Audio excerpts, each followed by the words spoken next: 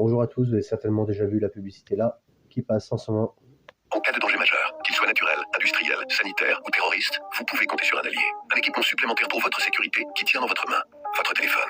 Grâce au dispositif FR Alert, si vous vous trouvez dans la zone concernée, vous recevez une notification en cas de danger, vous donnant des consignes pour vous mettre à l'abri, vous préparer, vous informer et vous protéger. FR Alert, bien alerté, bien protégé. Donc là-dessus, il y a une petite vidéo supplémentaire qui a été mise en œuvre pour expliquer un petit peu la chose.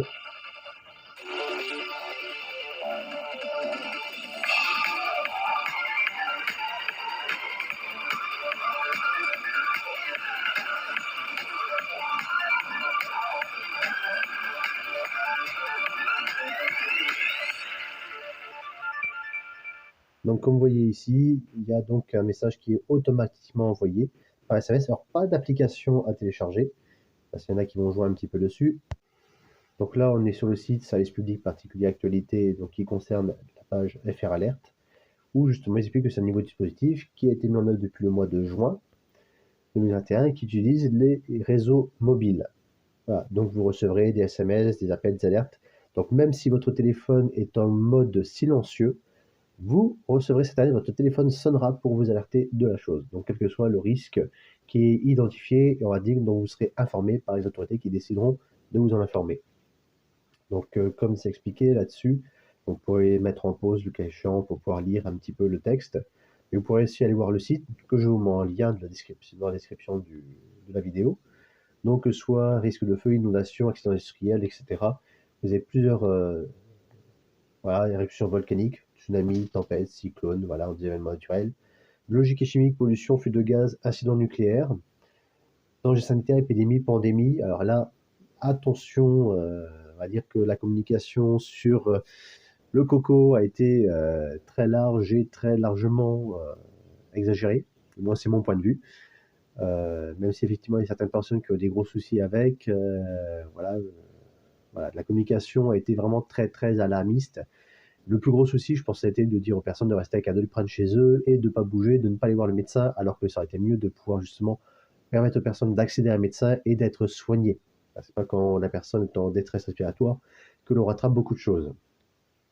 Les incidents technologiques et industriels, donc ça va être accident grave sur réseau routier, ferroviaire, aérien, incident industriel, donc c'est tout ce qui est aussi les Céveso, les zones Céveso, et les événements graves pour la sécurité publique, risque attentat.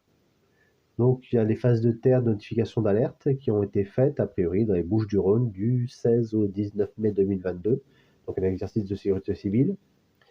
Je pense que c'est pas mal d'avoir aussi ce système qui puisse vérifier que tout le monde reçoit bien et puis le cas échéant de faire le nécessaire.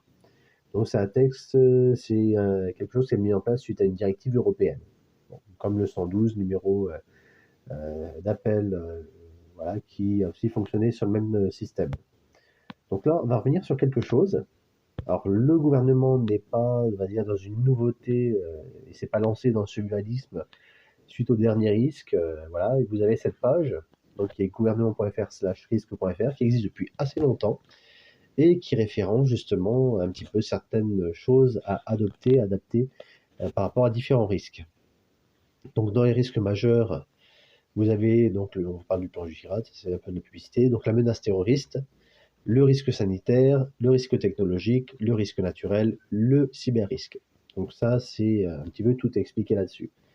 Et donc les fondamentaux, donc anticiper la situation d'urgence et préparer son kit d'urgence. Alors, tout ce qui est marqué dans cette partie-là, préparer son kit d'urgence, on la retrouve juste avant. Donc je ne vais pas forcément vous la montrer. Connecter les modes d'urgence, on en parle aussi dans la première partie.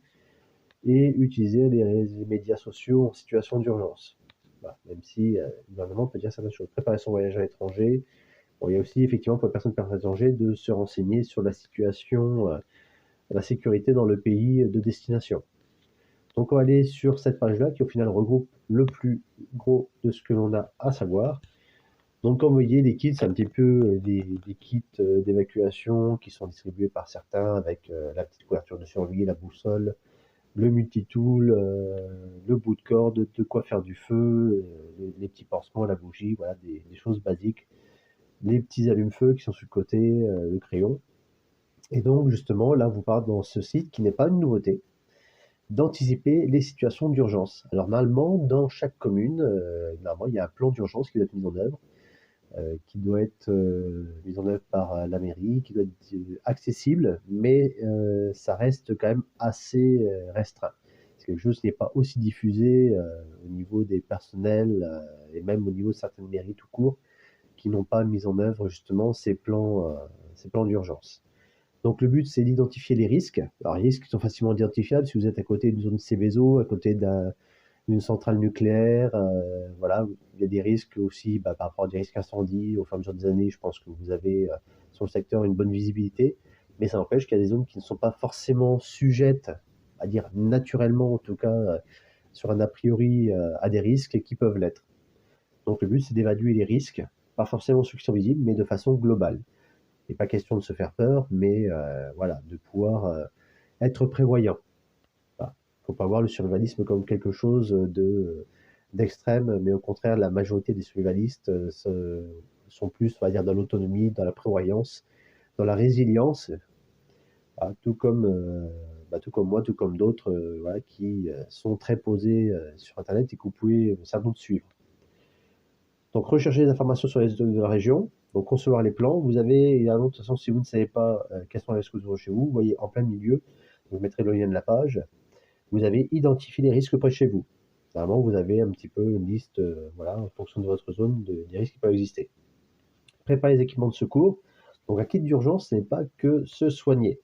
Vous avez effectivement de l'eau, donc 6 litres par personne en petite bouteille. Alors, c'est pas aussi évident d'avoir toujours ça sur soi. J'ai toujours dans la voiture, on va dire, 1 ou 2 bouteilles, donc à dire 2 à 4 litres d'eau. Mais à côté, j'ai des filtres à eau qui me permettent, alors que ce soit la paille, que ce soit des filtres un peu plus importants, qui me permettent d'accéder à de l'eau potable, on va dire, sans trop grande difficulté. Vous avez également les outils de base, donc le couteau de poche multifonction, reboîte, effectivement. Un outil multifonction, ça peut être justement de pouvoir couper des cordes, de pouvoir accéder à certains endroits, de pouvoir démonter une vis, etc. Enfin, des choses très simples. Alors, naturellement, on va vous dire que vous n'avez pas le droit d'avoir de couteau sur vous, mais il revient quand on vous trouve effectivement avec quelque chose sur vous, d'en justifier. Voilà, vous pouvez tout à fait l'avoir de façon légitime, mais c'est à vous d'en justifier devant les forces de l'ordre qui viendraient éventuellement vous arrêter, à vous questionner sur le sujet d'un port d'un outil sur vous. La nourriture de secours, donc là on parle effectivement de barres énergétiques, de fruits secs, de conserves, de petits pots. Alors à privilégier, moi c'est ce que j'ai dans la voiture. Alors le chocolat, parce que j'adore le chocolat, c'est un petit plaisir personnel, ça pèse pas énorme. Effectivement les barres énergétiques, c'est vraiment très léger, ça permet de pouvoir avoir de l'énergie, que ce soit les sucres lents, des sucres rapides, assez rapidement. Les compotes, c'est pas mal, ça prend aussi des petites compotes en gourde, c'est assez facile à passer dans un coin et puis surtout les fruits secs, que ce soit des fruits, donc les pommes séchées comme celles que je prépare, les poires, des mirabelles, des pruneaux, mais aussi d'autres fruits secs à coque comme les amandes, les noix, les noisettes, voilà. Pourquoi pas des petits mélanges, j'en trouvais dans le magasin, je ne vais pas donner une marque en particulier. Je vais montrer un petit peu un stock que j'avais mis chez ma compagne. J'ai également justement des petits sachets de fruits secs en dehors des pommes que j'ai préparés dernièrement chez elle. De quoi s'éclairer, donc la lampe de poche, effectivement, vous avez donc votre téléphone qui peut faire office de lampe. Après, n'hésitez pas à avoir des batteries supplémentaires, que ce soit les batteries que vous pouvez faire avec des petites piles 1850, moi j'en ai avec une puissance de 9800 mAh, donc ça permet de recharger quasiment 2 fois un téléphone classique, avec des petits boîtiers dans lesquels vous mettez votre pile, et puis port USB pour recharger, et puis les petits panneaux solaires également pour pouvoir recharger en solaire les batteries ou le téléphone.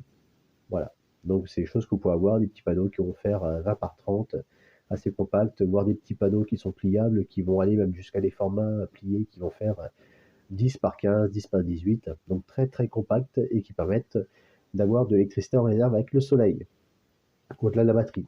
Donc avoir des bougies, des allumettes imbriquées. Alors il y a d'autres moyens de faire un feu. Alors là j'ai une petite vidéo que j'ai préparée, j'ai pas encore publiée, mais voilà, là aussi vous pouvez vous référencer dessus sur ce que vous pouvez utiliser pour faire du feu. En tout cas pour allumer, s'il y a besoin de faire un feu ou d'allumer quelque chose. La radio, donc vous avez votre téléphone portable en général, il y a des applications radio que vous pouvez télécharger, mais s'il n'y a plus de réseau mobile, plus de data, la chose à prévoir effectivement, c'est d'avoir une radio. Vous avez une petite radio portative qui devait faire 3 cm par 3 à une certaine époque, qui était toute petite, qui marchait avec 2 petites piles AA. Voilà, des choses toutes petites que vous pouvez avoir facilement sur vous et qui fonctionnent très bien. Voilà. Ou alors des radios, vous avez des petites radios solaires, des radios à manivelle, des choses que vous pouvez trouver. La trousse médicale, on parle de bandelettes d'alcool, sparadrap, paracétamol, antidiarrhéique, produits hydroalcooliques. Alors ça, je vais pas dire qu'on a mangé, mais bon, voilà, aujourd'hui, on en a quasiment partout. Bandelettes, effectivement, des pansements, choses de base, une petite sacoche. Alors, privilégié, moi j'ai une sacoche orange fluo qui permet de repérer tout de suite si j'ai besoin mon petit kit de soins. Euh, et puis de quoi désinfecter, alors pas avec le gel hydroalcoolique, c'est pas la meilleure idée qui soit, c'est mieux d'avoir des petits flacons d'alcool à 90 modifiés. Vous avez également de toute façon la bétadine, vous avez le rouge, alors je sais plus, enfin bon. Voilà, vous avez des choses que vous pouvez avoir en petits flacons de quelques centilitres, donc des petits flacons en plastique. Donc, emballez quand même, parce que des fois, il arrive que le petit truc d'ouverture se casse, et là, vous en avez partout, et c'est une horreur, surtout le rouge. Paracétamol antidiarrhéique, donc là, vous pouvez avoir effectivement des cachets. Après, si vous avez une connaissance sur les plantes, ça peut être aussi un plus pour pouvoir avoir une petite autonomie médicale. En faisant bien entendu attention à ce que vous prenez.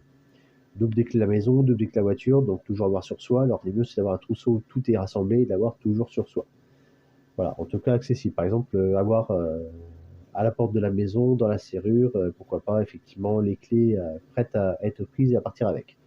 Papier d'identité, alors en physique, mais également, vous pouvez stocker sur, comment dire, votre téléphone, dans votre boîte mail, vos documents d'identité, en faisant effectivement attention à préserver la sécurité de votre boîte mail, que personne ne puisse y accéder, avec des mots de passe différents sur votre boîte mail et des sites sur lesquels vous pourriez aller, de manière à éviter de vous faire pirater. Le téléphone portable avec une batterie chargée, puis éventuellement, comme je l'ai dit, donc des batteries rechargeables ou des petits panneaux, des choses pour pouvoir recharger votre téléphone facilement. Et puis justement, en parlant de recharge, pourquoi pas avoir un chargeur qui soit facile à emporter avec vous. Pourquoi pas dans un petit kit, comme moi j'ai un panneau solaire pliable, et j'ai une petite sacoche dans laquelle j'ai toujours un câble dedans et un chargeur. Donc ça permet d'être relativement tranquille.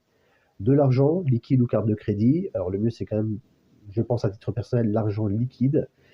Parce que s'il y a des problèmes, par exemple, au niveau du transfert de données, au niveau d'Internet, au niveau des réseaux mobiles, vous pouvez avoir des difficultés à pouvoir payer en carte de crédit ou avec les systèmes de paiement sans contact avec votre téléphone. Voilà. Donc, avoir de l'argent liquide, c'est quand même assez pratique. Et puis après, on parle de choses classiques, de vêtements, des chaussures de rechange. Donc, effectivement, tout ce qui est sous-vêtements. J'ai toujours, moi, dans ma voiture, caleçons, chaussettes, t-shirt. J'ai un petit poncho qui est très compact, qui permet effectivement, en cas de pluie, de pouvoir m'abriter facilement. J'ai une bâche, effectivement, très légère aussi, qui permet de m'abriter. On parle de sac de couchage, donc ça, j'ai un duvet qui est aussi très léger, qui doit faire 1,8 kg pour un confort qui est à 10 degrés. Avec les petites couvertures de survie, ça permet d'avoir un plus. Et puis, donc, pourquoi pas effectivement avoir une tente aussi très compacte, ou alors, comment dire, si vous avez une bâche, éventuellement un hamac pour pouvoir vous poser un peu partout. Et puis, sac plastique pour pouvoir protéger de l'humidité, de la pluie, des objets de valeur, donc notamment les papiers. Et puis le téléphone portable, si votre téléphone portable n'est pas étanche. Bon, ça va, il est étanche. Donc là, on parle pendant une situation d'urgence de rester informé, donc la radio. Bon, comme je l'ai dit, la radio, avoir quelque chose qui puisse être simple à transporter. Donc ça va faire, vous, éventuellement, votre petit sac, vraiment un petit sac de transport. Voilà, vous pouvez avoir tout dans voilà, vraiment prendre des choses les plus compactes et les plus légères possibles. Parce que si avant, vous ne pouvez plus utiliser votre véhicule pour quelque raison que ce soit, parce qu'il y a des embouteillages, parce que votre véhicule tombe en panne, c'est de pouvoir, effectivement, dans le sac à dos que vous aurez sur vous, de pouvoir vous déplacer facilement et rapidement. Donc, plus vous aurez de poids sur vous, plus ça va être compliqué de vous déplacer. Le but n'est pas de se charger comme une mule. De rester attentif et vigilant, alors que ce soit effectivement par rapport à des messages qui peuvent être diffusés, mais par rapport à votre environnement aussi. Donc, on parle de rester où vous êtes. Alors, voilà, si vous êtes en sécurité, voilà. Par contre, si vous êtes en danger, c'est pour vous évacuer. Et là aussi, vous évacuer, c'est peut-être d'anticiper également un plan d'évacuation, à l'évacuation, que ce soit avec votre famille, voilà, en interne dans le foyer, ou également de voir ça avec des amis, des voisins, des personnes qui sont à proximité. Donc là, peut y avoir, je ne vais pas dire des entraînements, mais ça reste quand même quelque chose à penser. Et puis, donc de garder toujours votre kit d'urgence à proximité, voilà, et de rester calme. Voilà, parce que c'est en général lorsque l'on est en stress que l'on a le moins de calme et que les difficultés viennent à se poser.